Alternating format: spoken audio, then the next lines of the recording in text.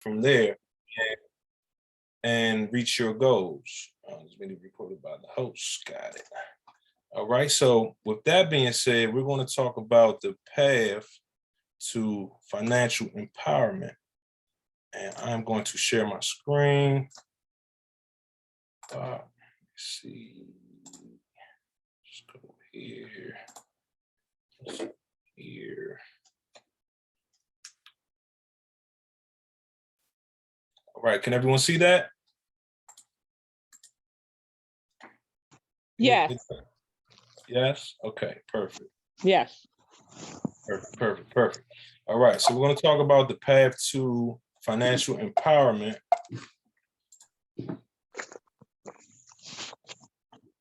And let's touch base on some of today's realities.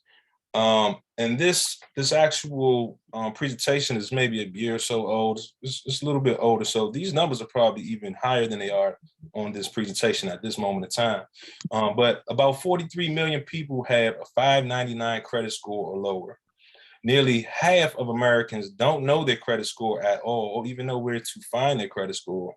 The average debt currently is over $225,000, with many having less than $500 in savings, and that's just terrible, right?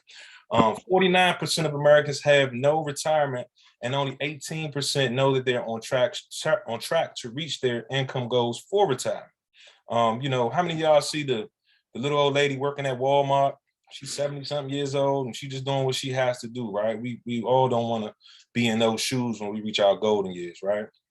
65% of us have no will, 82% of us have no trust, and 71% of us have no power of attorney. And there are over $58 billion in unclaimed life insurance policies, bank accounts, pension stocks, and other assets and property. And every 2 seconds, an identity is stolen. So like I said, all of these things are even more prevalent today. And why is this? This is because our formal education did not teach us about personal finances or how to be successful. They taught us everything. They gave us PE, they gave us science and trigonometry stuff we never used, but they didn't teach us anything about credit and how to be financially successful. So today we're going to talk about the 10 myths about your credit, the do's and don'ts of credit, okay? All right, so let's start with myth number 1. Credit agencies are empowered with some kind of governmental authority. Credit agencies have no legal authority at all. They are simply private companies who are in the business of selling credit information.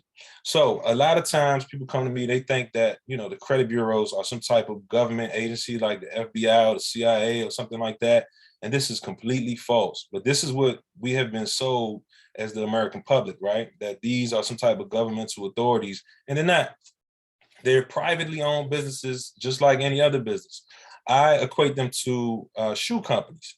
You know, you have Adidas, you have Reebok, you have Nike, right?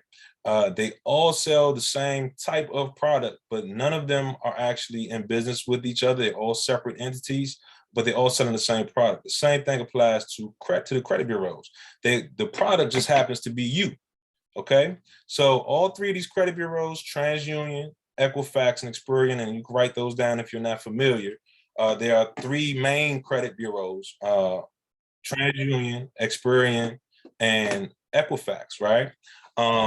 There are also smaller little credit agencies, if you will, that kind of run in the background. One is Lexus, and another one is SageStream. You can Google those when you have a chance as well, who also keep track of you.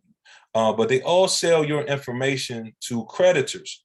This is how you get promotions in the mail saying, hey, you're pre-qualified. How are you pre-qualified and no one's ever spoken to you, right? How did that happen? That's because the credit bureaus have sold your information to creditors seeking people of your demographic, and it makes sense to send you a mailer. All right, and prayerfully you'll sign up for whatever they're selling. Okay, so that's myth number 1. They are not government agencies. They are privately owned companies selling the same product, which happens to be you. Myth number 2. The credit agencies are required by law to keep derogatory items on your credit report for 7 to 10 years. All right. The fact is there is no law that the credit agencies report anything on you at all. Credit agencies are required by law, however, to automatically remove all derogatory items older than 7 years, or in the case of a bankruptcy, 10 years. So there's no law that says that the credit bureaus have to keep any negative information about you on your credit reports for any length of time. The only law that there is regarding this says that they have to remove any negative items from your credit reports older than 7 years, and in the case of bankruptcy, 10 years, because this information could be there erroneously. It may be there in fact, right? But it's hurting you and holding you back as a consumer, keeping you from getting to the next level, right? So they had to put some types of stops in place to actually get the credit bureaus to have some type of, accountability with removing negative items from your credit report. They have something on you from when you were 18 years old and you're 58 years old. And that's just not fair at all, right? So at 7 years, they have to remove it, but there's no law that says that it has to stay on your credit reports for any amount of time. So at any time, you can dispute anything on your credit reports. Myth number 3, it is impossible to get a bankruptcy off. Bankruptcies come off just like any other derogatory item that is incorrectly reported, obsolete, erroneous, misleading, incomplete, or that cannot be verified. Remember, the nature of the item has nothing to do with its removal under the Fair Credit Reporting Act. All right, so under the Fair Credit Reporting Act, anything and everything can be disputed on your credit reports, because you basically, once again, have a private company reporting things about you that may be erroneous. If your name may look and sound just like someone else's name with the change of the middle initial or something like that. Or maybe you have a cousin or relative or someone who happened to use your information, and now they have, marred your credit, put these scars all over your credit, and you're stuck with that. No, you're able to fight anything that's on your credit reports, okay? It doesn't matter the nature of it, of whatever the derogatory item is. So bankruptcies, yes, they come off of your credit as well. Myth number 4, the information on your credit report cannot be changed. This is a myth. The fact is, the opposite is true under the Fair Credit Reporting Act. Both the federal and various state laws require that items be removed if they are not 100% accurate or cannot be verified in a timely manner. All right, so basically, these are the loopholes, if you will, that we're looking for if you ever were to dispute information on your credit reports. If it's erroneous, meaning it's not 100% accurate. They didn't say 99%, they didn't say 98, they didn't say 82% accurate. They said if it is not 100% accurate, or it cannot be verified in a timely manner, it has to come off of your credit reports. So the credit agencies have 30 days to do an investigation. Whenever you dispute anything on your credit, they have 30 days to actually do an investigation to see if the item on your credit is in fact 100% accurate and can be verified. And if it cannot be verified, even if it is accurate, if within that 30 days, the timely manner, they cannot, verify that it's 100% accurate, it still has to come off of your credit report. All right. It can be a tedious process. It is a back and forth process where you have to actually dispute via mail, via letters. So it can, become time consuming and actually irritating, if you will. And this is where a lot of people drop the ball, is that they don't want to keep going back and forth. But if you stick to your guns and actually fight and dispute these items, they will come off of your credit reports. So myth number 5, it is illegal or immoral to have the information on your credit report altered or removed. All right. So the fact is that not only is it not illegal or immoral, but it is what the Fair Credit Reporting Act is all about. It was enacted by Congress for the very purpose of protecting consumers from the intrusion of credit agencies into our lives. All right. So, some people, they have this thing where I don't want to, I know it was mine. I know I owe Rent a Center. I know that I bought that TV back in 1993. You know what I'm saying? So they feel some kind of way about it. But the thing is that these creditors have probably, first of all, signed you up for some crazy layaway deal or some payment plan where you're paying a crazy amount of interest. They probably made their money back before you defaulted, right? Then from there, they wrote it off, charged it off. They already got their money, and or wrote it off on their taxes. Now they're just basically being greedy, still coming after you, trying to get whatever they can out of you. So some people have that kind of moral thing going on, or feel like they're doing something wrong. This is your life. This is your credit. These are your hurdles, and the roadblocks that are keeping you from reaching the next levels in life. So you have to do what you have to do. So at that point, you're going to have to dispute. You're going to have to fight, because no one's going to fight for you like you're going to fight for you. So if there's something on your credit that's holding you back from getting that house, or getting that business loan, or getting that new car, or whatever it may be, you have to do what you have to do to get these negative items removed, so that you can be approved to make it to the next level in your life, and not let your past hold you back. So here we have myth number 6. Paying a past due debt removes it from your credit. And the fact is that just because you pay an old debt, it does not change or erase the fact that at one time you were not paying on it as you agreed. Can this record be changed? Absolutely. All right. So a lot of people think that, if you have a collection, or, a negative item, if you pay it, it's just going to be removed. They're like, hey, I paid it, great, it's gone. That's not quite the case. When you pay it, it may show paid as agreed. It may show paid less than what was owed. But it will also tell a story about you that, hey, yes, you had an issue with a creditor in the past. Now, however, where I vary from this is that I will advise my clients. Let's say it's a small item. Let's say you're trying to get a house in the next 2-3 months, right? Mind you, like I said, to dispute negative items on your credit, it is a process. It's back and forth. It's a battle with you sending off letters and getting letters back, and getting them to verify or not verify the information on your credit reports. This can take some time. I'm trying to purchase a house in the next 3 to 4 months, right? I may not have all the time in the world. Am I going to let a $20 copay from United Medical or Washington Hospital Center keep me from getting my house? No. I'm going to tell my clients to, hey, if it's $20, I call them mosquito bites. Take care of that little mosquito bite. Go ahead and pay them. Yes, it's going to say paid as agreed. It's going to say that basically they agreed to accept less than whatever you owed, or whatever the case may be. But that's better than an open collection, an open derogatory item where you still owe on this particular debt and you haven't paid them. They haven't gotten paid. They're still upset with you, still beefing, right? That's going to hold you from moving on to the next level. But if you have time, yes, we do not recommend that you pay an old debt if your goal is to get it removed. Paying it will only say that, yes, you paid as agreed. But if they cannot verify it, if they cannot show that it's 100% accurate, guess what? It has to be deleted. And that's what we ultimately want, is for every negative item on your credit reports to be deleted. Once it's deleted, it's like it never happened. You never had an issue. There was never any beef with anyone. All right? Excuse me. So the goal is to get it deleted. However, like I said, credit is all about your goals. It's all about reaching the next level, reaching whatever you are trying to attain. And if that's the case, you have to do what you have to do. We're not going to let some small payments hold us back from making our next purchase or making our next big move in life, okay? So moving on to myth number 7, inquiries, all right? Inquiries are not derogatory and will not affect your credit standing. This is not the truth. Anything that erodes your financial credibility is damaging to your credit standing. In the case of inquiries, 1 or 2 is not bad, but any more than that, and they begin to tell a story of their own. Any prospective credit grantor will look at your credit report and think that you are desperate for credit. So inquiries is kind of a funny one. A lot of people, they don't really understand them.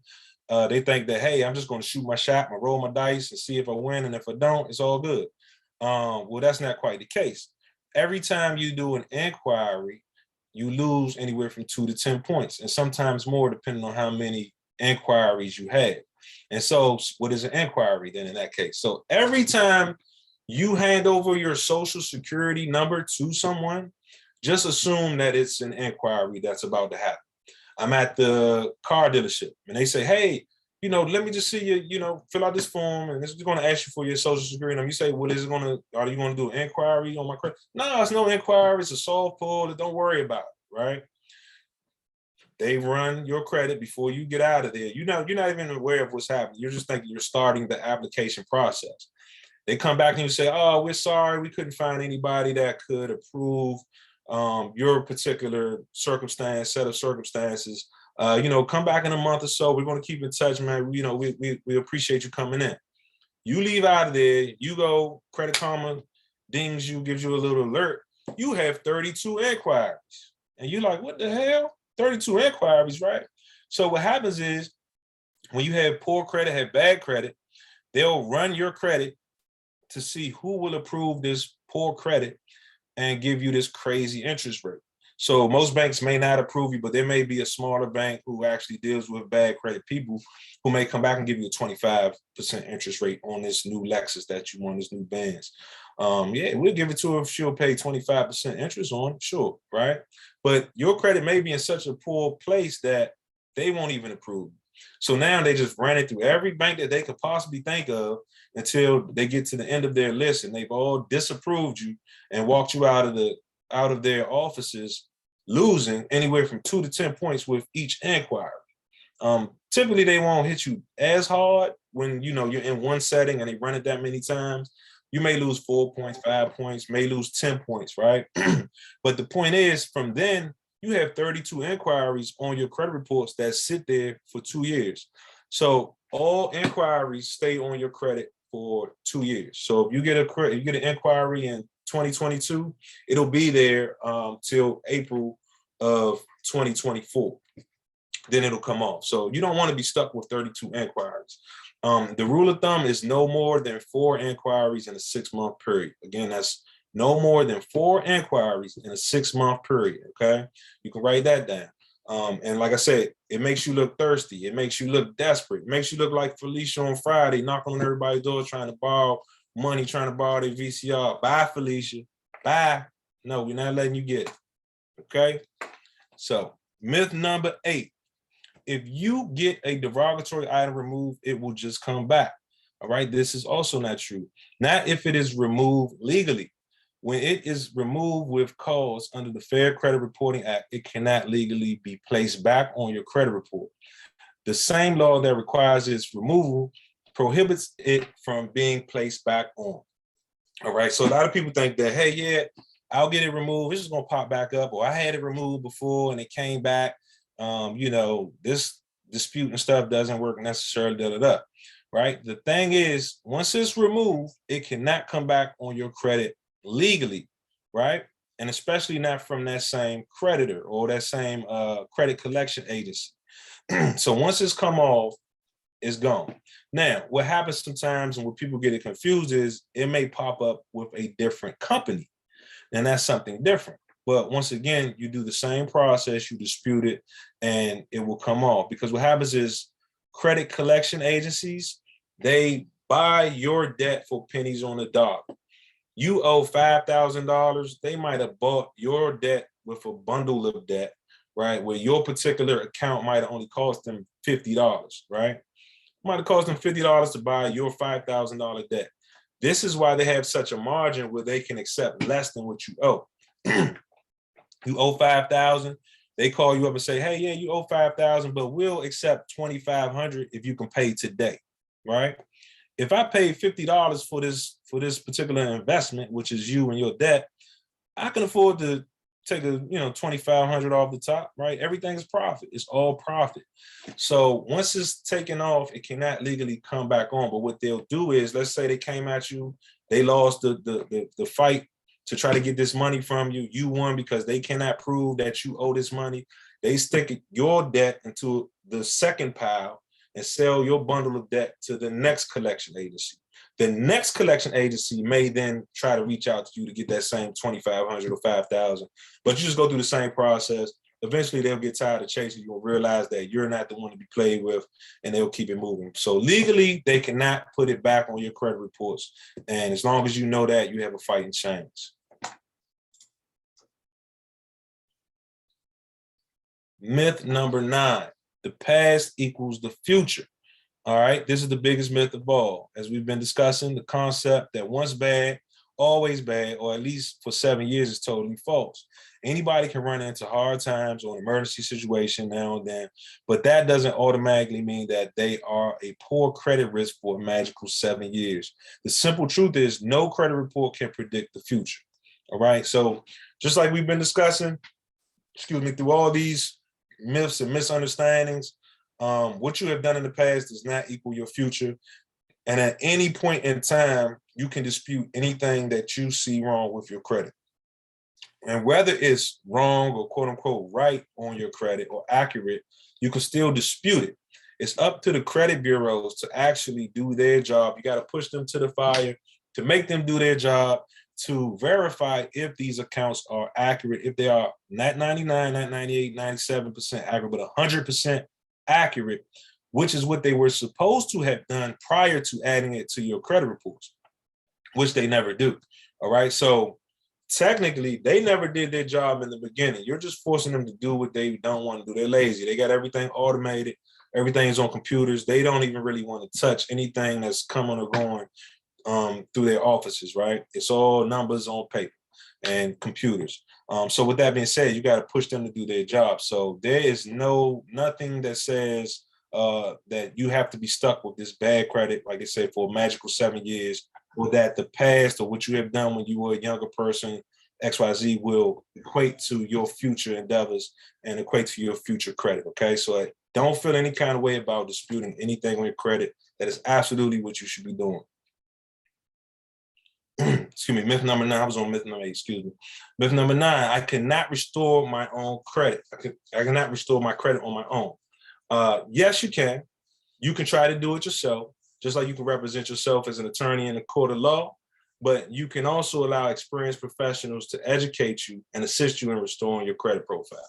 So just like with anything else, if you really wanted to, you could perform surgery on yourself. You could be your own dentist and pull that tooth that's been aching you if you wanted to, or you can go to the dentist. You can go to the doctor. You can go to a mechanic and get these things worked on professionally, and or at least have someone to hold your hand and walk you through the process and guide you properly, okay? So yes, you can restore your credit on your own. You can do anything, any of these things that we've been discussing, disputing all your credit items on your own, but you can also have someone to assist you and coach you through the process. All right, so right here is where we will discuss how your credit score is calculated. And this is a big one, okay? And that last slide was slide number 10. I got to fix that slide number because it was off. So don't let that confuse you. That was the 10th one because it definitely confused me. But right now we're going to talk about how your credit score is calculated. So feel free to screenshot this and to write these amounts down so that you kind of understand how your credit score is calculated. I'm also going to tell you what a credit score is because you know, people always, they get so hung up on the score itself, and they get all, you know, stiff and like they're in a suit and tie. Your credit score is pretty much the street. It's the street and numbers, right? These creditors and credit bureaus cannot sit down kneecap to kneecap with each individual, right? But it's as simple as, you know, you have a friend who lent you some money, you owe your friend some money, right? You either paid them on time, paid them back as agreed, you know, in a timely manner, which builds your credit with your friend. Your friend feels comfortable lending you money in the future. Or you did not pay them back on time. You did not. You left. You defaulted. You got missing. Went MIA on your good friend who lent you all this money up front because they thought you were a credit-worthy person, right? So that number will reflect, what kind of a friend you are, right? It's going to tell the world and the rest of the friends and creditors how you pay your money back. If you pay back, if you skip town on your bill, if you know, just leave the bill on the table and walk off and act like it never happened, right?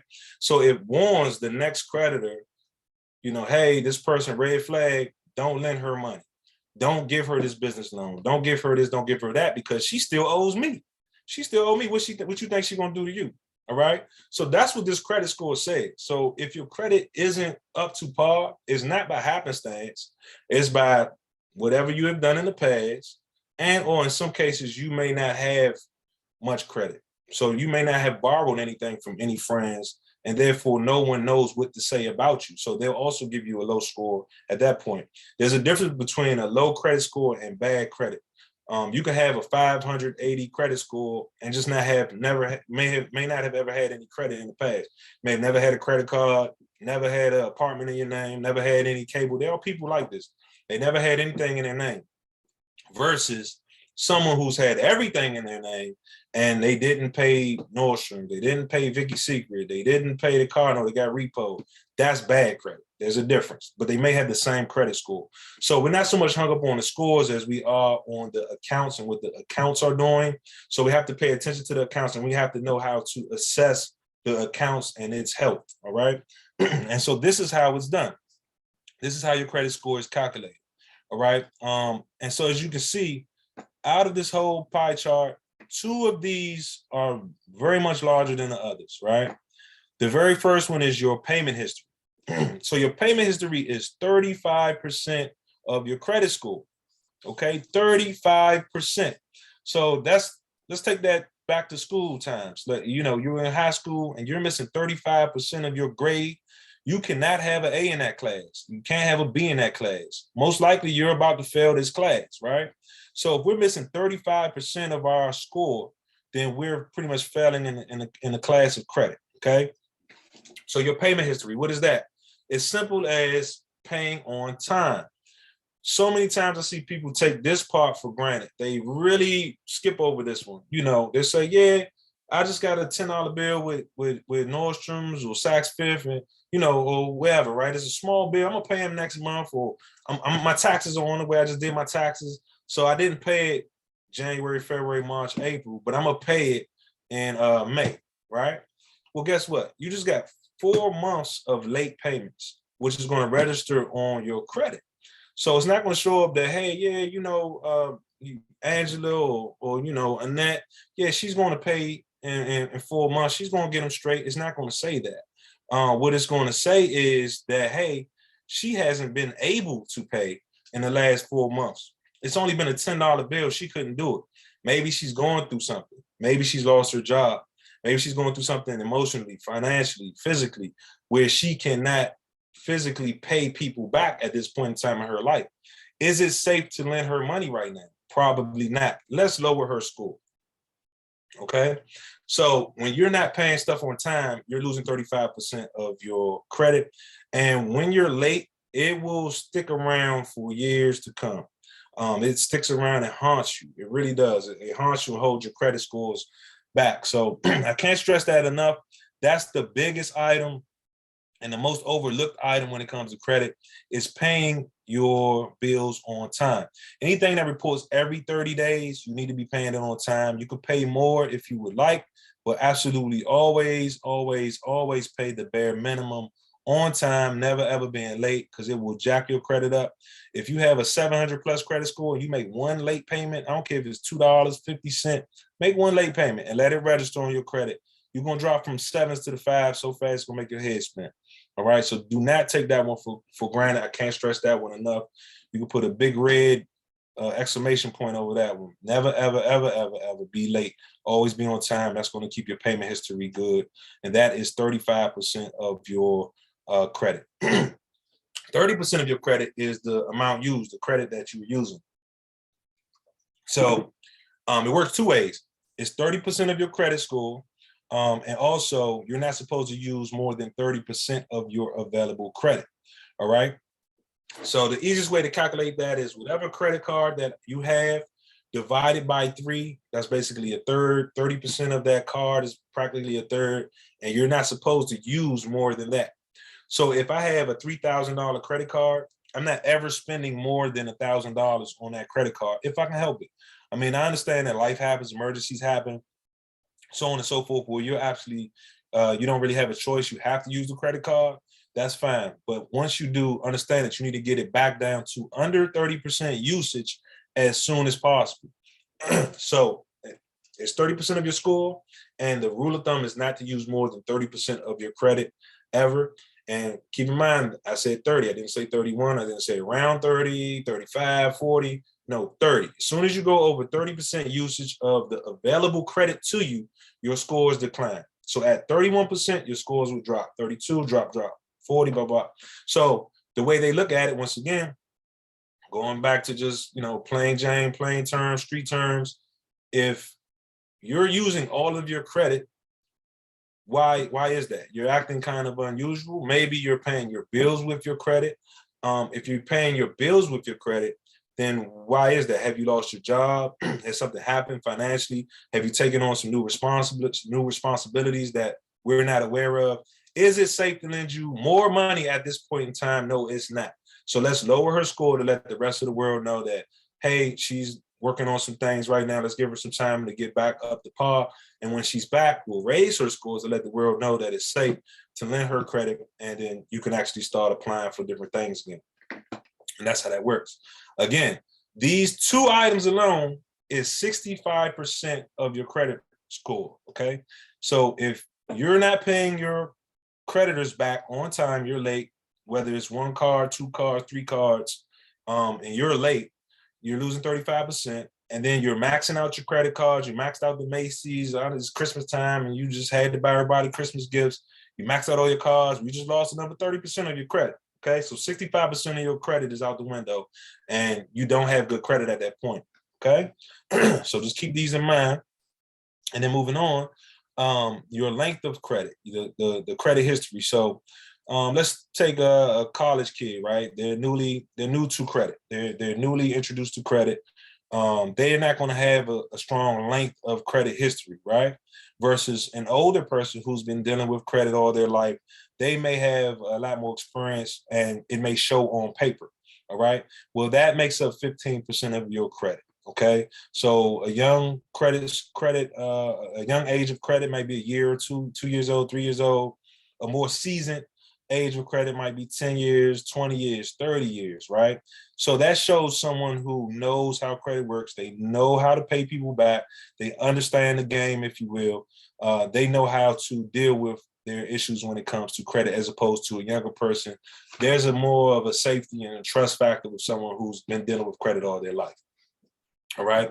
And the last 20%, 10% is new credit, and 10% is types of credit used. So 10% is new credit. So getting a new credit card, opening a new card, a secure card, a unsecured card, if you will, opening a new loan. This is 10% of your credit. They want to see you being active, but they also want to see you being responsible. So as you're opening these different lines of credit, they want to see that you can pay them back on time and be responsible with all of your creditors, okay? So that's a key. And then the types of credit being used. Excuse me. So there's two types of credit. There's revolving credit, and there is installment credit. So revolving credit, you can write this down. Revolving credit is your credit cards. They call it revolving because you're taking out, you're putting back in, taking out, putting back in, taking out, putting it, paying it back down, running it back up, paying it back down. So it's revolving, right? Installment credit will be your loans, your car loans, student loans, your mortgages. You're paying a bill down in installments over time until it's completely paid off. That's installment credit. And they want to see a mixed use of credit. So they want to see that you can handle all of these different types of credit and handling them responsibly. And that will make up the last 10% of your credit score. So if you can handle all of your bills responsibly, open new lines of credit, establish a strong length of credit history, understand that you're not supposed to be using all of the credit that's been allowed to you. You're only supposed to use 30% of it, which also makes up 30% of your credit scores. You'll be on track. And the biggest, hugest key, biggest piece of this pie is to always pay on time. Never, ever, ever, ever, ever. I can't stress enough. I want to beat you all in the head about this one. You can't pay anything late that reports every 30 days. You just cannot have good credit and decide you want to pay late on your credit cards. It just won't happen. The two do not coexist. All right. And so with that being said, the Fair Credit Reporting Act of 1971 gives Americans the right to dispute and or investigate any item on their credit report. Inaccurate, erroneous, and obsolete items such as late payments, charge-off, foreclosures, judgments, repossessions, bankruptcies, tax liens, collections, short sales, medical bills, and many other items can be removed from your credit file or can be updated to reflect paid as agreed. So yes, we can always restore our credit as we've been discussing. And so with that being said, I will open it up. I will unshare my screen. If I can stop share. and open it up for any questions. Let me know if that was informative to you all. If you have any questions, like I said, now would be the time. Mr. Gentry, I'm Edith Gibson, and I have a quick question for you. Yes, ma'am. Yes, ma'am. You have like either a handbook or maybe a template for being able to get the items like erroneous and derogatory items removed from your credit report? I don't have a handbook per se. I could send you some information. I do work with my partner. He is a credit specialist as well, who actually will dispute on your behalf. Like I said, there comes a point where you can actually hire a professional to do it for you. But I can send you some information and some links to check out. Absolutely. Okay, that would be great, because I went through the process of having an erroneous account removed. Because you mentioned earlier, once they remove it, they can't put it back, but the same name of the company, they put it back on there after it was deleted. Oh, wow. So yeah. I'm looking for the right language to send them. I know how to file a lawsuit, but I prefer to deal with it out of the courts first. Yeah. So there's kind of a angrier kind of a language, like you just said, that you could put into your dispute letter saying that, hey, if you continue this, I will continue on my end to proceed and try to sue you. And they actually lose a lot of these battles. They just don't broadcast it. But when you dispute it, you need to dispute it with the creditor. You also need to dispute it with all three credit bureaus. I'm not sure who you are disputing it with. Yeah, I disputed it with the company as well as all three agencies, bureaus, but one of the bureaus decided after they took it off to put it back on a month later. Was it TransUnion? Yeah. Yeah, so TransUnion is kind of like the worst one, in my opinion, out of all of them. They're the most wishy-washy. They'll take stuff off, put stuff on, they got wrong stuff, right stuff. I almost would say if it's only come back on TransUnion, I would send that same letter just to TransUnion. Okay, I will. Yeah, it's you're right. I mean, TransUnion listed the company as a courthouse. That's how they put it back on there. Right. So I would dispute it just with TransUnion if it's not on the other two, because there's no use in kicking up dust where there isn't any, right? And like I said, they have a tendency to kind of be the most inaccurate one. So yeah, just send that same letter. You may even could add the fact that, hey, you added this back on here and the addresses are wrong. It has something about a courthouse. And the other thing is too, your letters, they actually get ran through a computer. It's like basically an automated AI computer where they don't even get in the hands of a human.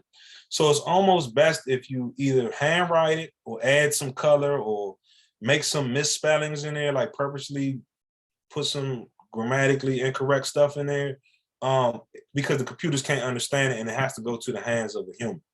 Okay, so that's that makes sense. Yeah, that's another trick. And you may want to sign it in pen, use a color pen as opposed to a black pen. Highlight some areas on it, so on and so forth. Okay, that's good. Thank you. Well, don't all speak at once. Thank you for the information. This has been very informative. Yeah. I have two questions. My first question is around Credit Karma. You mentioned Credit Karma, and I don't know if I missed it. I came on like 4 minutes late. But my question around Credit Karma is it a reliable source? The other question is, you mentioned that you have a partner and you all help people write in to get derogatory things removed. What is that cost? Is it based on how much you have on there, what you all have to do? You pay by the hour, etc. Thank you. Gotcha. Yeah, so I'm gonna start with the Credit Karma. So everybody hits me with that question as well. They're like, Credit Karma is inaccurate. I've heard about Credit Karma. Is that there? So Credit Karma is a tool just like anything else. The best part about two things that are the best about Credit Karma. It's very user friendly, right? So when you go on there, it's not like looking at Russian, spaceship documents. It's like I can understand this. It's color coded. It's broken down very easily for the average person to understand. That's one. Two, it's free. Okay, so you're not paying anything. There isn't any monthly subscriptions attached to it. Now, what we pay attention to firstly is the accounts. The accounts will be the same across all the different apps, right? So that's what we care about first, because the scores follow the accounts. So if I'm in Credit Karma and I see that you have 3 maxed out credit cards, right? Then I can say, hey, Annette, we need to get these credit cards paid down to increase your scores. It didn't cost us anything. It's very user friendly. It's easy for me to convey this information to you. You can go see it plainly for yourself, and it's color coded, right? That's where Credit Karma, that's the usefulness of it. Now, the scores are accurate to their scoring model, which is a Vantage 3.0 scoring model. It just happens that Vantage 3.0 is not typically the scoring models that the lenders and the banks are using. They're using FICO scores, and there's hundreds of scoring models. A bank typically will use whichever scoring model they've been using probably since the 70s and 80s, right? It ain't broke, don't fix it, right? So they may be on FICO 2 or FICO 3 or whatever, but we're all the way up to FICO 9 at this point, right? But it just depends on that bank. But what we do know is that through Credit Karma, and also the Experian app is another good one. Through Credit Karma, we can see what your accounts are doing. We can assess where your deficits are, where we need to make up and fix and build and fix the different pieces of the puzzle to get your scores to a better place. And so from there, it will reflect across every app, every scoring model, the banks and everything like that in between.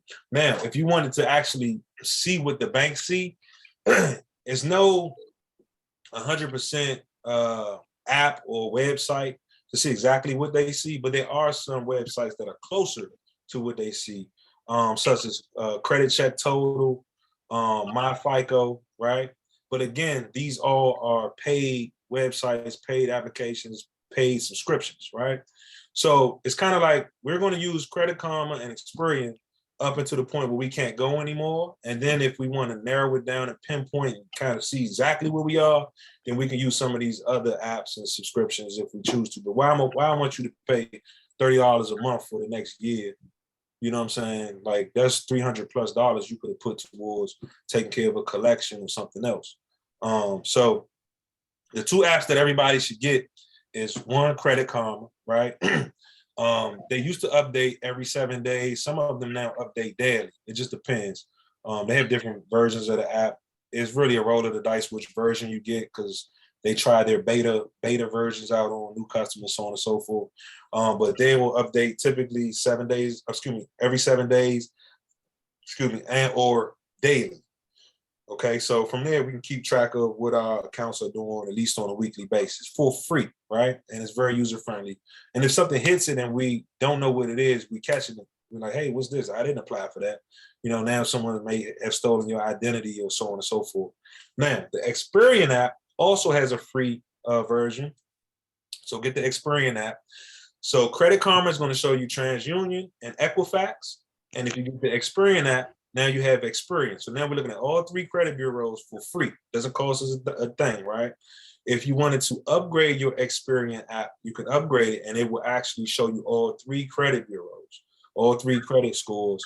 And they also give FICO scores over on the Experian app. And one important score on the Experian app on the paid version is what's called the FICO 2 score. Now that FICO 2 score is what the lenders typically are looking at. So your FICO score may be one thing, but your FICO 2 score, it'll even have a little emoji of a house beside it. That is kind of what the actual banks and lenders are looking at, okay? So if it says you have a 700, but you got a 650 FICO 2, the 650 FICO 2 is what the lender is going to see when it comes to purchasing a house. Not to confuse you too much. It's all over the place, I know. And then as far as the credit repair process, They don't charge hourly. They actually charge by the client. It's typically, once again, a monthly subscription. They'll assess how many derogatory items you have, and they will dispute every item on your credit report, top to bottom. But it's a process. So you would be expecting to be, subscribing for at least 6 months or so, giving them some time to actually dispute everything on your credit. It didn't happen overnight. So, don't expect everything to just come off with a flick of a switch. It's going to be some back and forth involved. But once again, like I tell my clients, everybody doesn't necessarily need credit repair, right? You may just be in a place where you don't have enough credit. You don't have a lot of credit. Or you may be in a place where you're just misusing your credit and you're not realizing what you're doing wrong. You know what I'm saying? I got 3 credit cards maxed out. These 3 credit cards may be only $300 credit card. I got less than $1,000 in debt, right? But all my credit cards are maxed out. I got 3 $300 credit cards. Your scores are in the dumps because of 3 $300 credit cards. Pay these credit cards off, get them back down. The sweet spot is 10%. We don't ever want to go over 30% usage, but we want to keep it around 10%. So get some gas, get some Chick-fil-A, something slight, but never max them out if you can help it. Okay, so based on your experience, Mhm. so you're saying it depends. The last question was around how much is this credit repair for people to try to repair or just look at the derogatory and try to get them off? Yeah. So like I said, what I would do for that is I'll refer you to my guy Corey for that. It was $89 a month for the services. I also have another credit partner of mine who kind of does a more in-depth kind of sweep. They have to assess what you have on your credit. And those prices vary depending on your issues, if you will. Yeah, so that's not kind of a blanket question for everybody. It's kind of a case by case thing, but there's no hourly, more or less a monthly or a flat fee depending on the person and their goal. It's really all about your goals. It's what are you trying to do? How soon are you trying to do it? How much time do you have to actually go through this process? Because some methods move faster than others, but they also cost more. So if that doesn't fit your budget, then maybe we have to dial it down and figure out what's going on. Or maybe you don't need credit repair at all. We just need to address and coach you through what you need to be doing with what you have currently. Mm-hmm. But really the key is the goal. It's like, you need to know what you're trying to do. Credit is all about trying to get to whatever you're trying to get to, whatever you're trying to attain, whatever your goal is.